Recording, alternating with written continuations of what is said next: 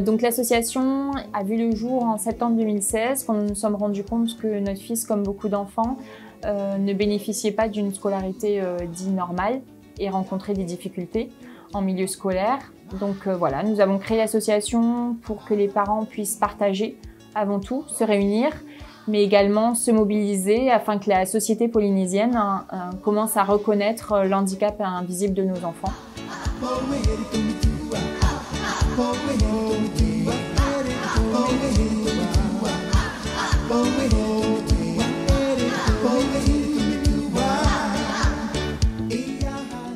C'est une association de parents qui concerne des enfants avec des troubles neurodéveloppementaux, donc ce qu'on appelle nous des handicaps invisibles et plus particulièrement l'autisme, donc les troubles du spectre autistique, mais également les troubles de l'attention avec ou sans hyperactivité.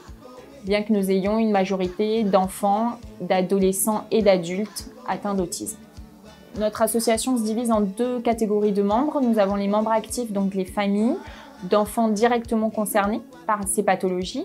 Et nous avons également les membres sympathisants, donc ce sont des personnes qui nous soutiennent, qui soutiennent l'association, qui ont payé une adhésion, mais qui ne sont pas forcément présents lors de nos réunions et tout, mais qui viennent nous aider bénévolement lors des événements.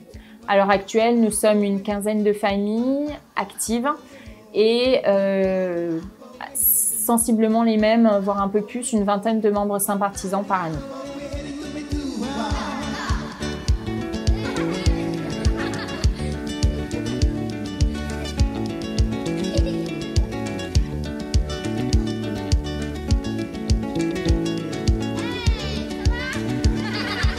Nous avons fait une journée de sensibilisation à l'autisme que nous faisons en week-end afin qu'elle soit ouverte à toute la société polynésienne. Donc nous axons sur des sensibilisations au sein des écoles, au sein des formations éducatives, médicales, mais également nous avons créé un séminaire autisme sur l'autisme avec l'IENASH afin de pouvoir justement continuer à sensibiliser les professionnels des milieux médicaux, éducatifs et paramédicaux aux handicaps invisibles de nos enfants. L'objectif final est bien évidemment la reconnaissance totale et l'inclusion, la réelle inclusion sociale, médicale et éducative de nos enfants, que ça soit au sein des écoles, mais également dans tous les lieux publics, un accès total, mais puis aussi une meilleure prise en charge médicale. Ça, on souhaiterait vraiment une prise en charge médicale beaucoup plus adaptée que celle qu'ils ont actuellement, qui est bien, mais qui n'est pas suffisante et pas adaptée pour les handicaps de nos enfants.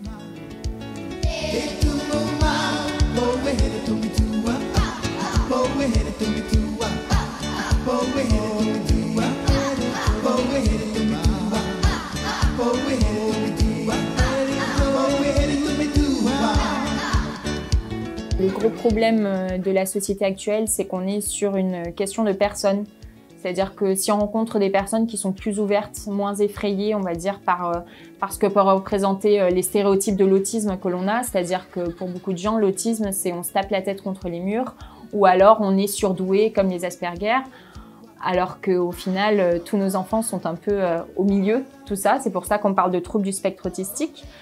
Et donc, une fois qu'on a un petit peu brisé ces tabous et ces préjugés, on se heurte à des personnes qui sont beaucoup plus bienveillantes et empathiques. Et puis, nous remercions tous ceux qui nous soutiennent chaque année. Il y en a de plus en plus. On commence à se faire connaître et c'est très agréable. Et c'est surtout très important parce que notre objectif, c'est l'autonomie de nos enfants.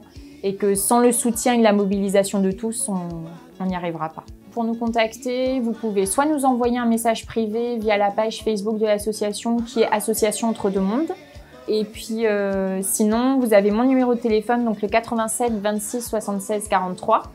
Ou alors le mail de l'association qui est entredeuxmondes.tahiti@outlook.fr. Voilà.